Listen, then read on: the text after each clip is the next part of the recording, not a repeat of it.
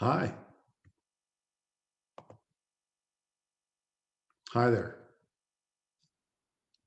It is August 17th, 2021, and we're trying an experiment today. We are replacing a newsletter like this with a video because we got such positive feedback last time from this that we're doing it again.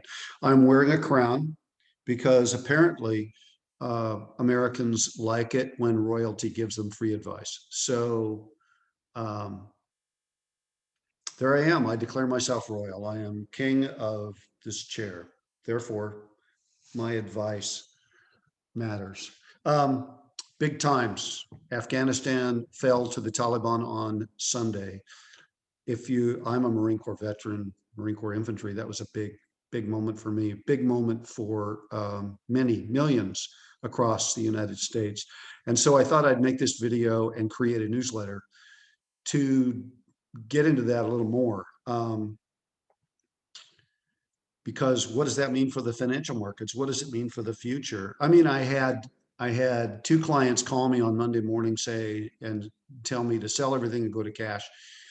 I suggested that we wait a little bit because history suggests that this is by no means a catastrophe in the financial markets. There will be catastrophes in the financial markets, but we're all very diversified here at Andreessen and Associates. I also have to say I wrote a novel. The way I process PTSD and other angst is when I can't sleep, I write. So I wrote a novel about how hard it is to be a veteran and to come home from wherever you've been and find that the world doesn't care. And in fact, that's what's going to happen now. As millions of American veterans are going to understand that at least the financial markets don't care. And a lot of what they've been seeing and thinking is real is virtue signaling. Unfortunately, we've been here before. I'm 66, about to be 67. Anybody who's been where I've been can tell you that Vietnam was a very similar experience. I was not in Vietnam though.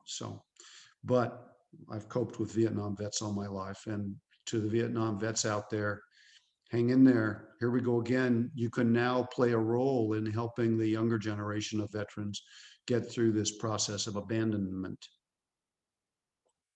Now I'm going to share the screen here and go through some PowerPoint because things are interesting out there in the financial markets. Okay, let's see if I can do this. Yep. Am I doing this? Okay. And the helicopter actually has a role in this from the beginning. I'm using subtitles. I think I'm using subtitles. Okay. That is the helicopter, and that is an evacuation of a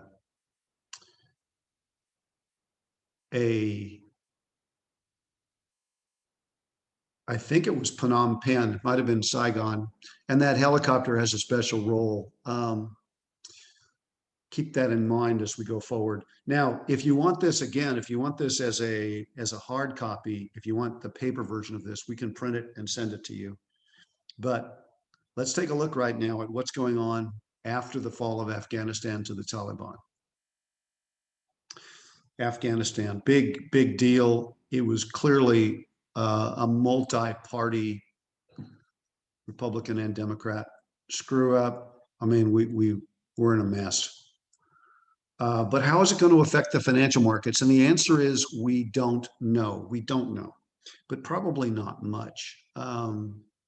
Afghanistan has a gross domestic product of $549 a person back in 2020. I mean, it's a tidbit. It's one of the smallest economies on earth. And for the average American, the fall of Afghanistan is not much. The Afghan war has been fought by the underclass of all races, people seeking a GI Bill, people inspired by patriotism, other people's sons. So for the elites of the United States, Afghanistan's been a tidbit. Let me put out to you that this was not inevitable. There has always been a spectrum of options available for Afghanistan. And the sacrifice of Afghanistan was a little political nugget, which Trump and Biden picked up, took advantage of.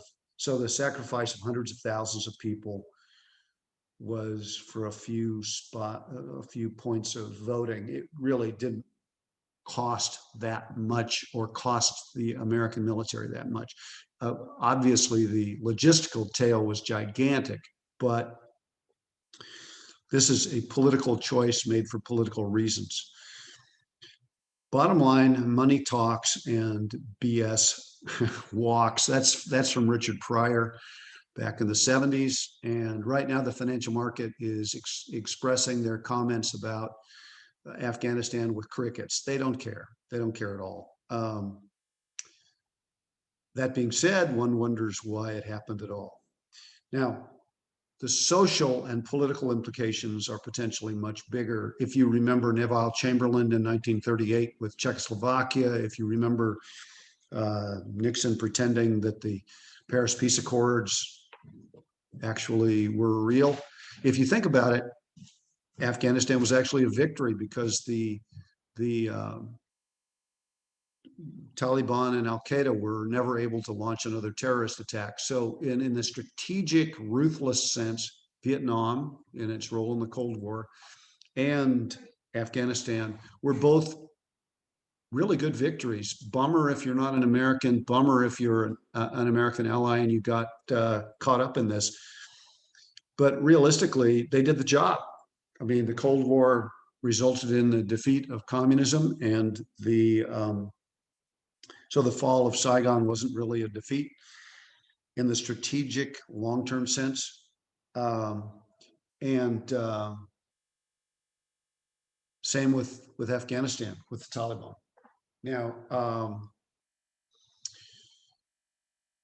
but what are we going to do in terms of believing the United States government? We're going to believe them about COVID. They've actually, in my opinion, been pretty accurate, but Afghanistan has already been used by various political entities to cast doubt on their credibility.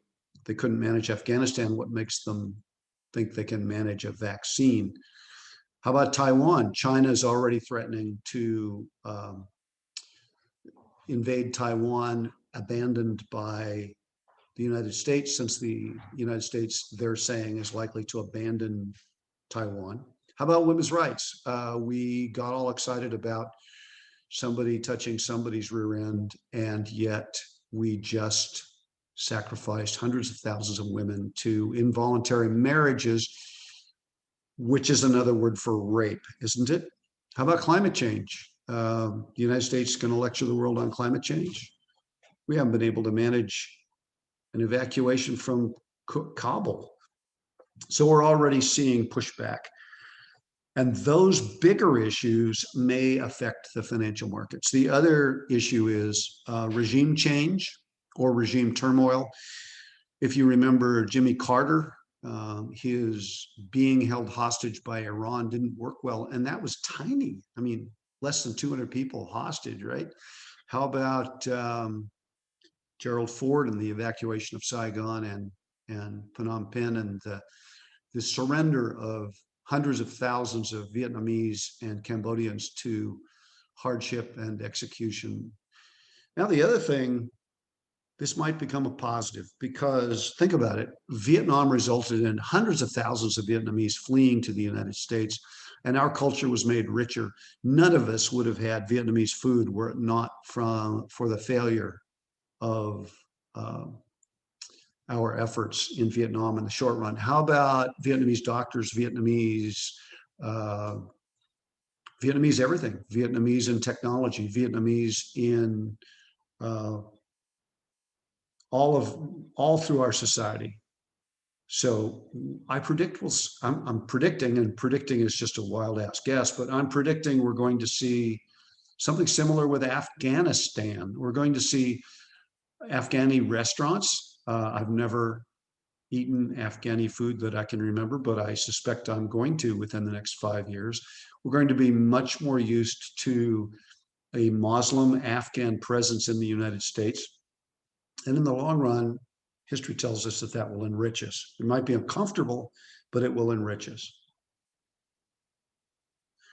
More importantly, to get back to my two clients who called me, an initial emotional reaction can be an extremely valid thing in the short run.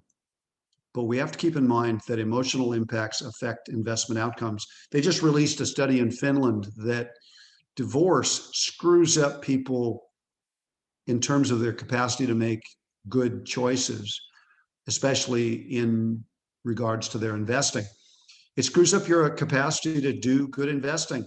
If you're a veteran right now and you're dealing with this is probably not the time to make big life decisions. In fact, I would argue that emotional impacts include COVID. We haven't even started to incorporate what COVID has done to us.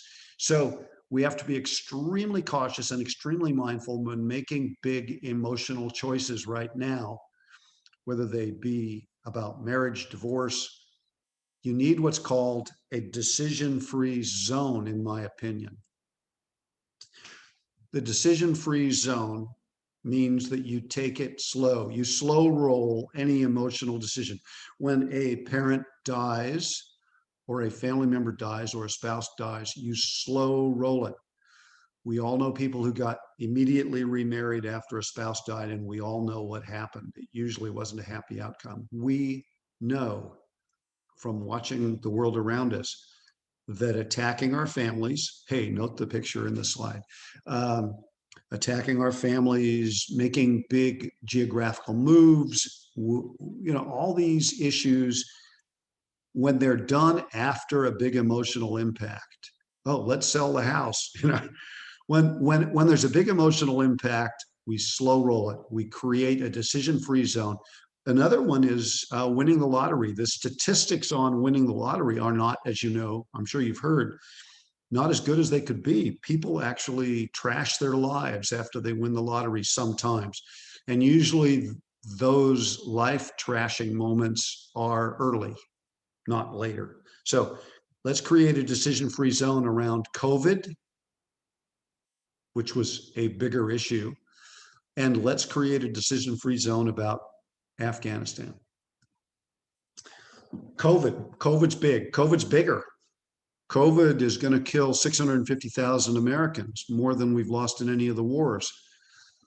We've been very fortunate. Almost all other countries have lost many more people to war than we have. But let's put it in context here. COVID at this time, as you can see, looking down here, COVID is not even as bad as the AIDS epidemic. And for most people, the AIDS epidemic was other people. It was out there. COVID, I know I have had family members that have died from COVID. Admittedly, they were 103 and they were old. But COVID is not the world destroying exercise that the Black Death was. Obviously, COVID is a plague. It's bad. It's killing people. If you happen to get COVID and you've got long COVID, it's devastating. And if somebody in your immediate family dies from COVID, it's devastating, just as deadly as the Black Death, as far as you're concerned. But for most of the world, it's not that bad. I would argue that the economic shutdowns about COVID are perhaps even worse than the COVID itself. And here's another little factoid. I try to live in reality. That's hard because statistics are often confusing. But right now, what we're hearing is that there's a breakthrough, the vaccines aren't working, et cetera. And yet the reality is that the vaccines are working. The reality is that vastly the COVID resurgence with Delta variant that we're seeing is all about the unvaccinated.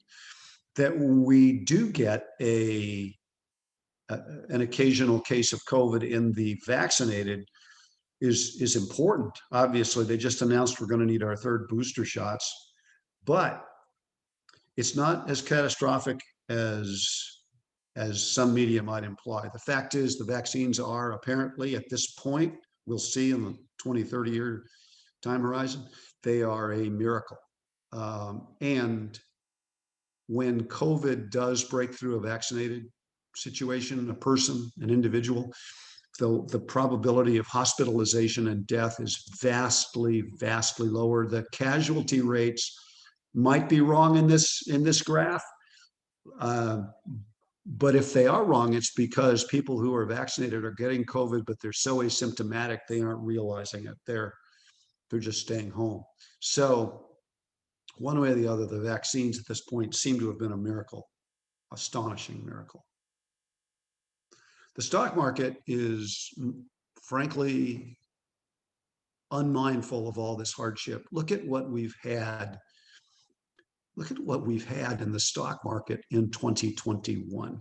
It is mind-boggling. Now, if you look, the growth stocks that had led through the 2020 recovery lagged as value old economy stocks took over, but they're back. So tremendous resurgence in June there for the growth stocks. Value means old economy stocks like cement companies and lumber companies, and well, lumber's rocking it. Growth is pretty much tech. We have doubled from the pandemic low. Let's take a moment to savor this. We've done 100% from the pandemic low in March 23rd, 2020. We've come back 100%. First of all, that's wonderful. All of us who own index funds are quite happy about that. The second comment is that it's insane. But let's take a look. The S&P 500. It's dominated, just dominated by the top 10 stocks. And those are largely technology. At the bottom end, we've got, well, Tesla's a car company, but it's tech, isn't it? We've got Johnson & Johnson, we've got Berkshire Hathaway, we've got Johnson & Johnson is a medical company, but largely it's tech, it's Facebook, it's Google. All the companies that people turn to, Microsoft, Apple, that people turn to in our shutdowns have become absolute kings. Right now, as of July 31st, 2021, the top 10 stocks in the S&P 500 occupy 28.9%, a third of the S&P 500 valuation. But if you look down here in the lower right, they also make 33.8% of the earnings of the S&P 500. So it's not like they're sleepers. This is, I mean, they're pulling their weight. The challenge here is that if you look at this, the top 10 stocks are overvalued. The remaining, what, 490 stocks are not that overvalued. They're overvalued, but they're not catastrophically overvalued, which brings to mind something like a 2000 type overvaluation, where it's pretty much a tech bubble. And what we're looking at really is a high risk tech situation where the stock market in general goes down, as did the entire stock market in 2000 and 2001 and 2002. But it's amazingly less overvalued than we thought in general. Fact still remains that the United States is gigantically the creator of large corporations, which are dominating the world. Here's Apple, Microsoft, Alphabet, Google, Facebook. Facebook. I mean, what does Facebook do? It turns out it's tremendously important in advertising. Tesla, Amazon. Then you get over to Saudi Arabia, you got Aramco. That's a petroleum producer. Then you've got China. And look, China doesn't really have that much yet. They're gaining. Xi Jinping, the dictator over there, is crushing the major players, I think, to restore his rule.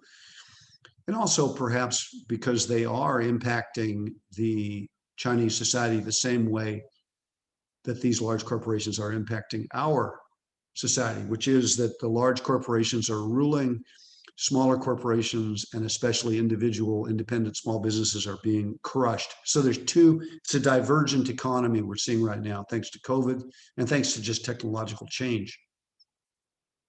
It's a lopsided economy. And one of the things that's a feature here, now we're going to get into the dark underside of what's going on in the economy, is that the labor force participation rate, that is, you take the number of the percentage of Americans who could work if they wanted to work. In 2000, it was above 67%. Now it's down to about 61%. And that's due to discouragement, self-proclaimed disability, COVID fear. One way or the other, this is reflecting a lot of addiction, depression, anxiety, giving up, pessimism in the working age population. That implies that something big is going on. And I think it's partially an expression of how we're undergoing a tremendous technological shift. And there's a real disconnect between what people know how to do and what people are able to do. So when you look at the official unemployment rate down here, it looks marvelous, doesn't it? It looks like post-COVID, it's doing wonderfully. But that's not really what's happening, because the official unemployment rate conveniently removes from the equation those people who have given up looking for work, which is kind of a deceitful way to do it. U6, the unemployment rate, which includes the people who have given up and includes the population of people who just aren't looking for work, is actually much higher. It's about 10%. So while US corporations, the large corporations, are rocking it right now, having a wonderful time, doubled since that pandemic low. That's been really important only if you have a pension plan and if you own something. 50% of American households, or slightly less than that, didn't even pay taxes in the last couple of years. So what we're getting is this bifurcation of the American population. However, we've seen this before. Cultural transition times are turbulent. Relatively speaking, what we've seen so far is mild. Right now we're dealing with issues brought to the fore correctly. I mean, some of the issues brought up by Black Lives Matter is good. We should be aware of historical inequities that existed through time. It's important to remember them, but it's also important to remember where we came from. As economic historian Stanley Engerman wrote, as recently as the late 17th century, the bulk of humanity, over 95%, were miserable slaves. Now, you can parse that number. You can say, no, they were serfs in Russia, whatever. The point is, most people didn't have freedom 300 years ago, and now that number's declined tremendously. You can see here, 1917, World War I, the rise of communism, where freedom was curtailed. Now it's dropped so that only 1 in 10 people alive on the planet today are effectively slaves. And they are effectively slaves. If you're in rural China or the impoverished in India or in Africa, you still have a very, very rough life. But surprisingly, if you're European, the bulk of your ancestors were probably slaves, regardless of whether you have royalty in your blood or not, because royalty and slavery seems to have changed positions. I'm on a roll right now. I'm studying slavery as part of my understanding of long-term economic trends. And the other thing is that if some large number, let's say 75% of humanity, our ancestors, were slaves, then that means that most intimate relationships were non-consensual, which means that we all are part massa and we all are part slave. And we need to reflect upon that and be mindful going forward that we have created something wonderful here and we want to keep creating that. History has seen this before. Part 2, and these are the Luddites in 1811 reacting to the Industrial Revolution by rioting, burning things down and fighting because they wanted to stay where they were in terms of their economy, in terms of the technology of economic development. They wanted to stay there. And people, and this is in England, by the way, people look at that and they go, oh, how ignorant they were. Well, were they really? They were, first of all, like always, they were being played politically. But the second thing is, and they couldn't vote, by the way. Most British people couldn't vote at that stage in 1811. So most of our ancestors were disenfranchised. But they did what they knew. They reacted to the uncertainty of the moment with fear and violence. And we are now in a technological change and a sociological change that is every bit as challenging as what these rioting Luddites were experiencing back in 1811. So we have to be mindful that we're in a very, very big time in terms of change. Actually, if you think about it, think back on that COVID vaccine. The world is getting vastly, vastly better, even as we watch pictures of Afghanistan. We're also in the midst of a big experiment in the financial markets, and it seems to be working. Again, if you own something, you own a house, you own a pension plan, you have a 401k, it seems to be working. And this experiment is over here where the money supply has been blasted into the stratosphere. This, back in the days of printed money, look over my shoulder, that's a bond from 1923 Germany that was printed for schools, and the owners just abandoned it. They never cashed in those coupons because they were worthless.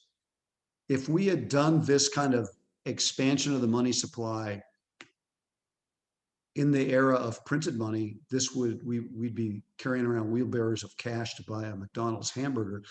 The other thing is that it seems to be bleeding off into the financial markets and especially into crypto, which means it's just being burned up. We have 5,000-year-old interest rates. I keep saying every month, 5,000-year-old, but it's true. These interest rates are astonishing. And if you look at CD rates, back in 2019, we thought we were getting our economy out of its moribund state. But then they fell back down again, thanks to the expansion of the money supply, tweaking the bond markets, and COVID. So we are now at, and as a result, you've seen this slide before. It's the only slide I included from last time, which was included from the time before. And that is that we're watching a vast expansion of debt. So people expect very low bond market returns. But what does a bond do? A bond is a debt, and it transfers the cost of today into the future. So if we have a technological revolution, a big one, it won't matter because we'll be able to grow our economy so marvelously that debt won't matter. But that's not what the Biden administration itself is saying. Depends on what you do with debt. And it can be potentially a garbage can lid, which essentially keeps the lid on economic growth, because every time the interest rate starts to go up, their refinancing costs will spike us into a recession. And then the interest rates will fall back down again. So is that what we're headed for? That's what happened in Japan. Japan hasn't recovered in 30 years. The economy, what's going to happen? This is another slide. If you add inflation of 2%, the government thinks right now that we're going to have economic growth of 5 to 6% as we recover from COVID, 4% next year, then a little bit above 2% in the following year, 2023. And then we're going to go into sub-inflation rates. In other words, the economy is going to stagnate. And they tack this 30 and 31 on here as a nice, hey, we're guessing.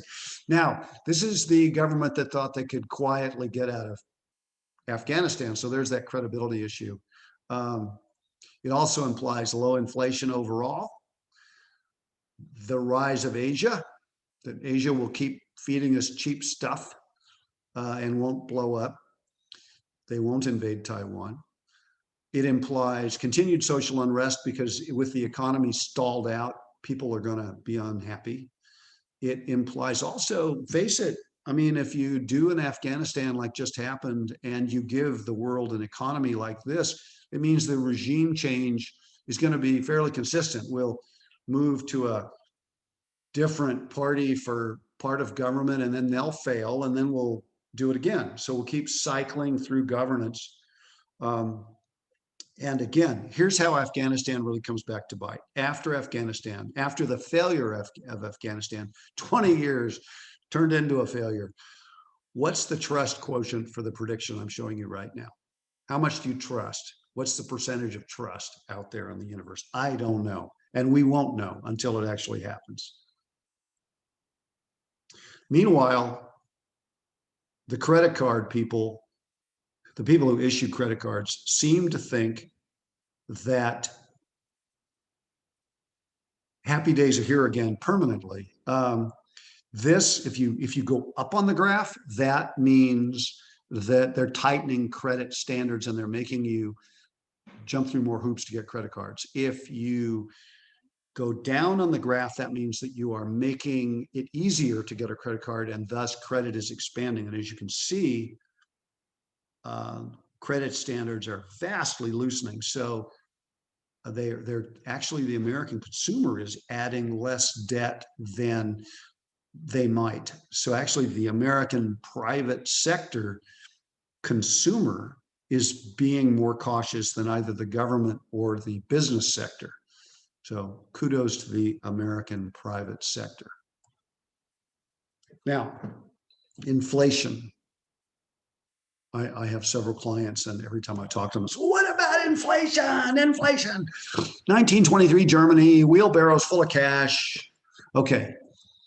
The basic understanding of inflation is that as you get to higher employment, people demand more money, they quit their jobs and get better jobs. People demand more pay, and there's more consumer spending, and thus inflation. Unemployment goes down, inflation goes up. That's the classic.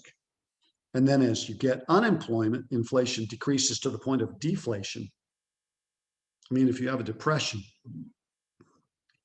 things actually get worth more, or excuse me, worth less.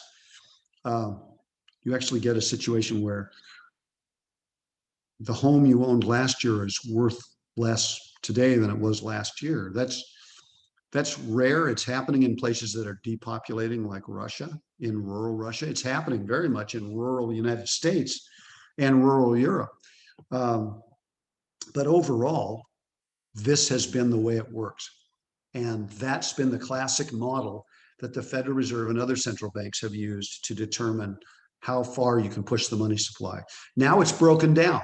I just showed you it's broken down. Unemployment is actually remaining high when you look at U6. So they're just goosing that money supply and it's like pushing on cooked spaghetti. Nothing is happening. Well, something is happening, but not as much as you might think. So their reaction is, okay, fine. We can push the gas pedal to the floor and inflation's not an issue.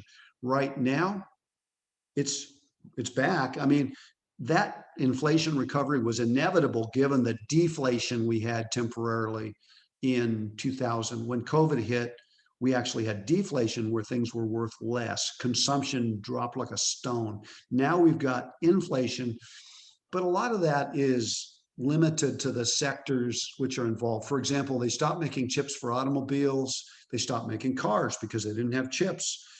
The price of used cars went spiking through the ceiling. That's temporary because as we speak, they're trying to ameliorate the chip shortage. Eventually, they'll bring cars back online. Same thing with lumber. That kind of thing is temporary. Whether this settles into a permanent thing like or semi-permanent thing like we saw in the 70s and 80s remains to be seen. Again, when you see that, when you see that kind of spike like the 70s and 80s, what do you see? You see a recession shortly afterwards, followed by regime change, followed by declining inflation. That's always been the case, including places like Germany. Unfortunately, their solution was to elect Hitler, and that didn't work well either. But there will be regime change and there will be a recession if inflation persists. And the Federal Reserve knows it. So what are the bond markets telling us? That's big, because the bond markets represent millions of people all over the world evaluating what's going on out there and essentially placing their votes on what they see going forward. If you buy a 30-year bond, what you're saying is, here's what I think is going to happen for the next 30 years. Nobody would buy a bond if we knew the interest rate was going to go up and inflation was going to hit. Nobody would buy a bond yielding 3% if we knew the interest rate was going to 5%. It's like saying that I'll buy a car for $10,000 when I know the price is going to go to 5 next week. Nobody would do that. So what happens is bond prices tend to fall when you think when inflation is going to go up, and when you think interest rates are going to go up, you tend to make bond prices go down. And one way you can look at it is the junk bond spread, which means the bonds that can't really be paid back unless there's economic growth. Junk bonds are junk. But two key things happen. The Federal Reserve intervened big time in terms of stimulus. But the other thing that happened was that the Federal Reserve actually started buying junk bonds. I can't say I agree with that, because high risk is high risk. But what they've done is they've created the impression. So the difference you have to pay in terms of interest rate to issue a junk bond versus a treasury yield has shrunk very much. Back here, where we thought the economy might collapse, you can see the spread between junk and treasury was quite high. Here, it's quite low. So what they're saying is no recession, no inflation, life is good. We're just going to keep rolling along and the economy is going to keep growing. Okay, then check out the Treasury inflation protected securities. These are treasuries that are issued that adjust their price based on expectation of inflation and the consumer price index. And what they're saying disagrees with what the junk bond market is saying. Let me go back. Okay, junk bonds, blue skies, happy days are here again, without inflation, kind of the Goldilocks economy just right, okay? Tips are saying deflation. They're negative. That's a negative yield. Am I reading that wrong? That's a negative yield implicit in the price of tips that is telling us that they expect deflation or even a recession or something like that. They are not expecting any kind of booming economy or inflation. So again, consensus on junk bonds, no real big inflation. Consensus on tips, not only not inflation, but deflation. And consensuses can be wrong. But right now, both of those markets are saying that they don't see big inflation out there. However, all the market consensuses that I just showed you can only be right sequentially, not simultaneously. What I'm trying to say is they can't all be right. And that includes, when you think about it, what's the consensus of the stock market? Happy days are here again. This thing's going to blow the doors off. Get in there. They can't all be right. You can't have a tips market like that. You can't have a tips valuation like that and a booming stock market. That's my opinion. They can be right sequentially. You can have a booming stock market followed by a recession and a downturn, followed by happy days are here again, but you can't have them all right at the same time. So it's going to be interesting going forward. And that, by the way, is kind of normal. So what are we going to do? In the financial markets, I contend yet again, we are in a high risk, somewhat experimental environment. We've been here for years, so this is not new. And so far, we've done great. The experiment has worked. We are suffused with massive irrational and sometimes contrary optimism. In other words, everybody can't be right. right now they think they are. That irrational optimism is probably largely warranted. It has worked so far. History tells us that it is likely that somehow we'll work everything out with a whole bunch of scares. Afghanistan will fade into the rearview mirror. We'll forget the 200,000 Afghan women involuntarily married to the Taliban, and we'll become obsessed once again on the royalty in our midst. Somehow it will all work out. But as Afghanistan illustrates, if things go wrong, they go bad, fast and ugly and intensely. If you remember 2020, the early part when COVID hit, that's how it works. It goes bad fast. And remember, what do we do when that happens? We keep our mind, we have that decision-free zone, we back it up, we slow roll it, we do not react by what we see on CSNBC in the morning. Demographics are suggesting that we face long-term challenges, which we will probably overcome. We overcame the Industrial Revolution in 1811. Here we are talking on a giant magic box. We are all the descendants of masters and slaves. So we've come a long way, and mostly it's been extremely good. The world is genuinely better, including with climate change. I mean, we've worked it out. But for these reasons, I want to keep our portfolios right now relatively low risk as they are now. Call me if you disagree with that. We can bump you up. We want to get you into the institutional intelligent portfolio system so that it can trade automatically, take advantage of technology, embrace technological change. I do expect there will be downturns, absolutely, and I expect them to be intense but not permanent. I wrote another novel about kind of the permanent dismembering of the United States, and that was a nightmare. That's not, hopefully, that's a worst case scenario that I hope won't happen. I don't expect anything we encounter in the real world to be permanent. I also still intend to buy on substantial weakness.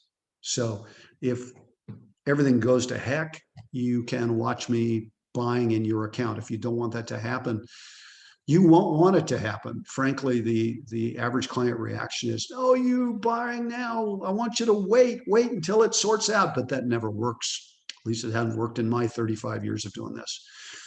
Now, I want to tell you a quick story to point out how the world is actually a lot smaller than we think it is. That helicopter is a CH-46, a Marine Corps CH-46, which was sold to the State Department in 2016 after the Marine Corps transitioned to the Osprey tilt rotor aircraft. That aircraft carried me around in the Marine Corps in the 70s. It participated in the evacuations of Saigon and Phnom Penh, that very aircraft, and probably was in Vietnam. Now, it has been written off in the last couple of days as lost to enemy action. I am waiting to see if that's real. I can't see that the State Department would torch their own aircraft. My expectation is that it's a troubling and turbulent and sorrowful time, but I expect to see that helicopter wearing the colors of some Russian oligarch or Taliban czar flying around yet again. The world is a strange and miraculous place. So let's get out there and make it happen. Thank you very much.